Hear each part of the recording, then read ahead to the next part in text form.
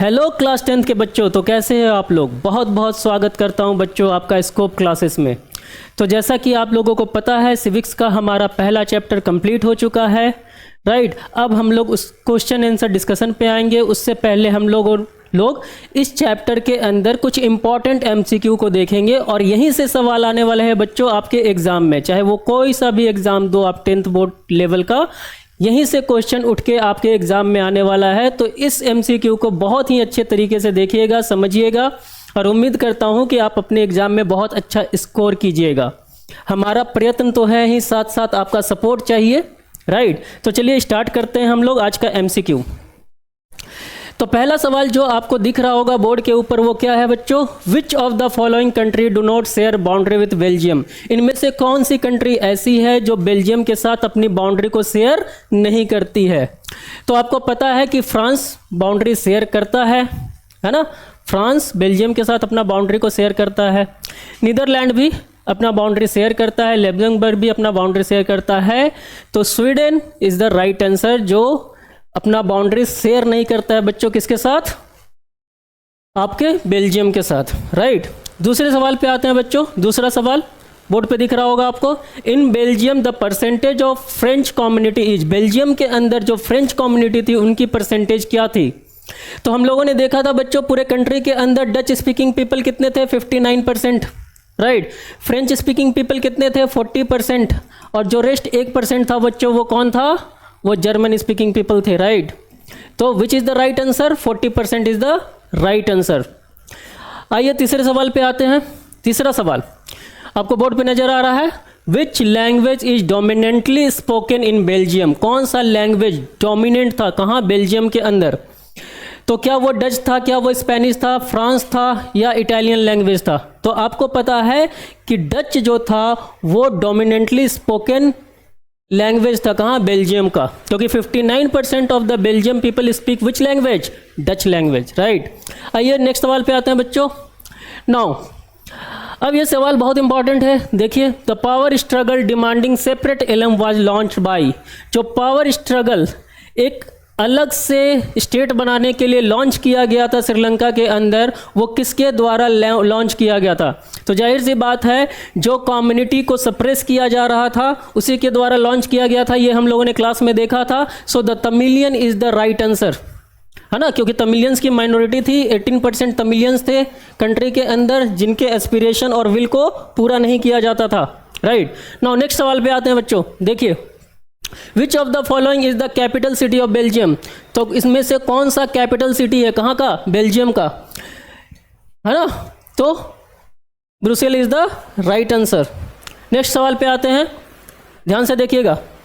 Belgium share its border with, ठीक है, France के साथ क्या शेयर करता है, यस। जर्मनी के साथ क्या शेयर करता है, यस। लग्जमबर्ग के साथ शेयर करता है, yes.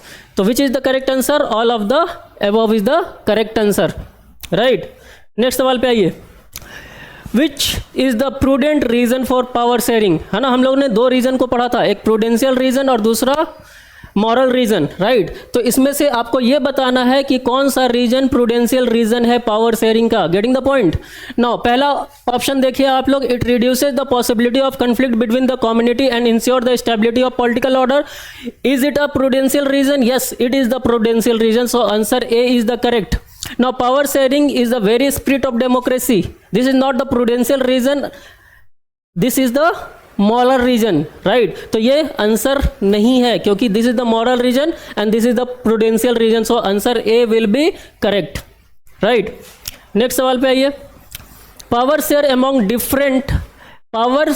among government at different level is also called।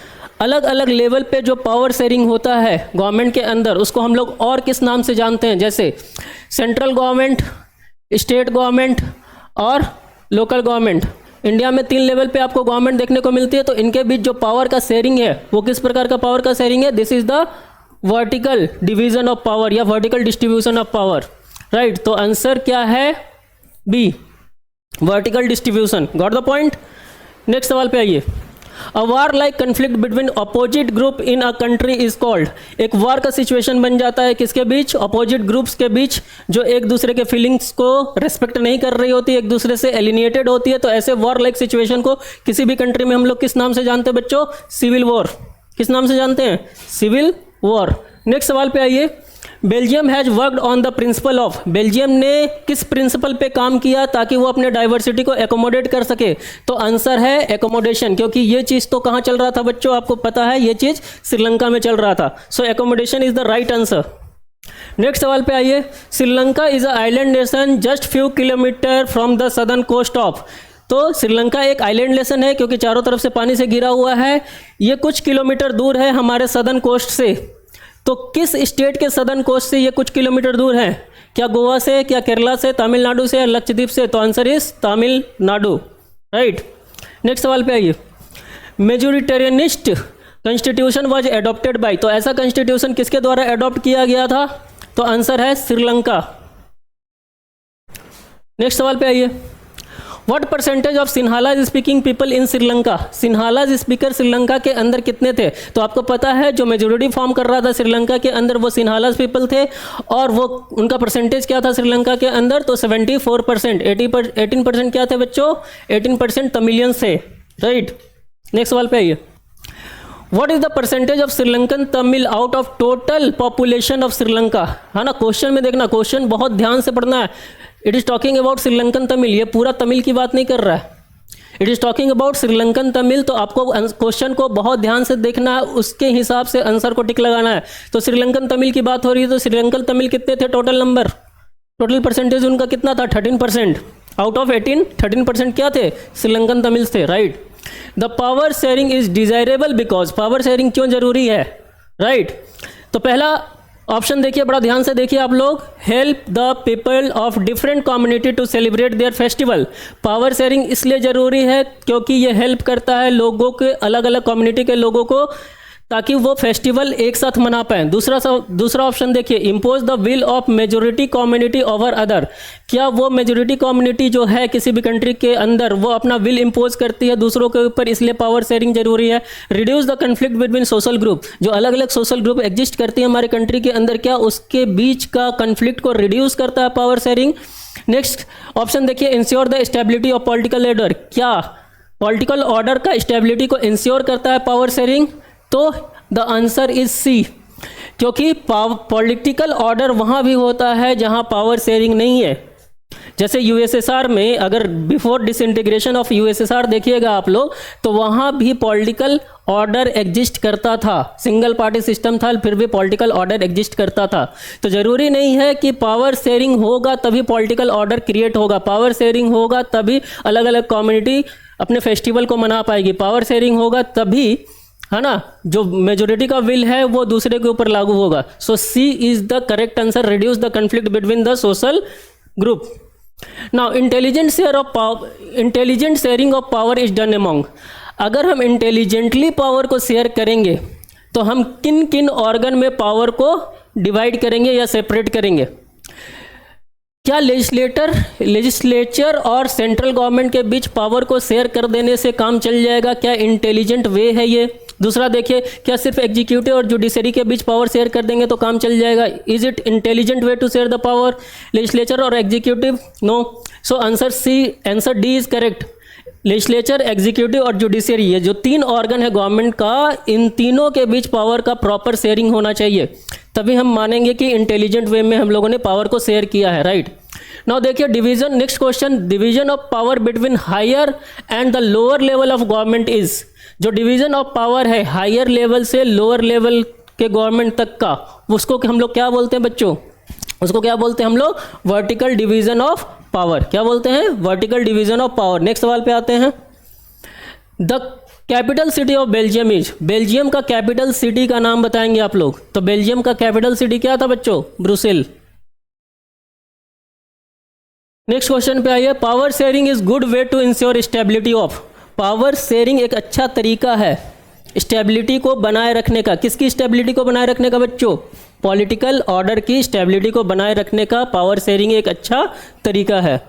Next सवाल, When power is shared among different organ of the government, it is called, जब पावर को शेयर किया जाता है different organ of the government, उसको हम लोग क्या बोलते हैं? Now what are the different organ of the government? आपको पता है लेजिस्लेचर, एग्जीक्यूटिव एंड जुडिशरी। इनके बीच जब पावर का शेयरिंग होता है बच्चों, तो वो हॉरिजेंटल शेयरिंग होता है, यानी हर किसी के पास लगभग इक्वल पावर है। लेजिस्लेचर के पास पावर है कि वो लॉ बनाएगी देश के लिए, एग्जीक्यूटिव के पास पावर है कि उस लॉ को इंप्लीमेंट करेगी, और जुडिशरी के पास पावर है कि जो लॉ बना है वो जस्ट नेचर का है या नहीं है, और जस्टिस देने का काम करेगी। इसलिए तीनों बॉडी में हमको पावर को हमको देना पड़ेगा ताकि ये सही तरीके से काम कर पाए, चेक एंड बैलेंसेस के साथ। तो हम लोग क्या बोलेंगे इसका आंसर बच्चों? Horizontal distribution of power. Next सवाल पे आते हैं, which of the following is not benefit of power sharing? इसमें से कौन सा पावर शेयरिंग का बेनिफिट निकल के नहीं आता है? It uphold the spirit of democracy, क्या ये डेमोक्रेसी के स्पिरिट को अपहोल्ड करके रखता है? Political party get their expected share, क्या पॉलिटिकल पार्टी को एक्सपेक्टेड शेयर मिलता है पावर शेयरिंग के दौरान?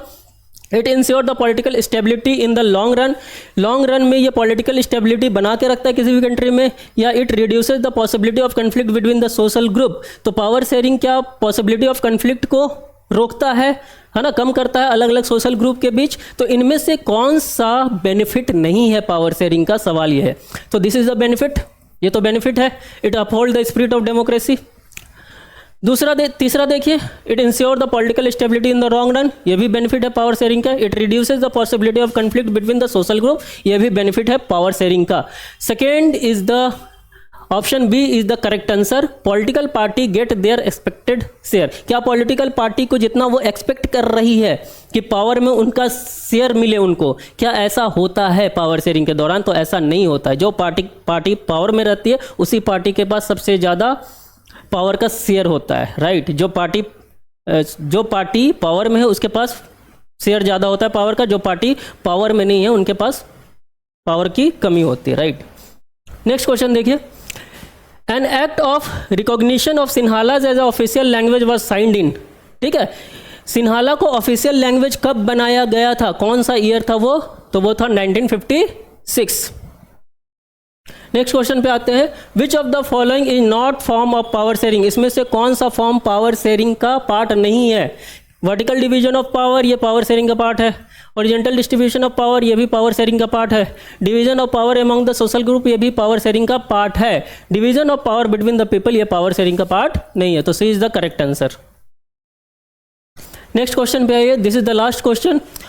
Power struggle demand separate Eelam, demanding separate Eelam was launch by, है ना। सेपरेट एलम का डिमांड रखते हुए, राइट, कौन सा कम्युनिटी था श्रीलंका के अंदर जो सेपरेट एलम का डिमांड रखते हुए पावर स्ट्रगल को स्टार्ट किया था? तो आंसर है तमिलियंस, राइट। तो उम्मीद करता हूँ ये जो MCQ है आप लोग ने बहुत अच्छी तरीके से देखा होगा, समझा होगा, और सवाल यहीं से आने वाले हैं बच्चों। इसलिए जल्दी से जाइए, सब्सक्राइब बटन को क्लिक कीजिए और हमारे साथ जुड़िए ताकि हम और वीडियो आपके लिए ला सकें। Thank you.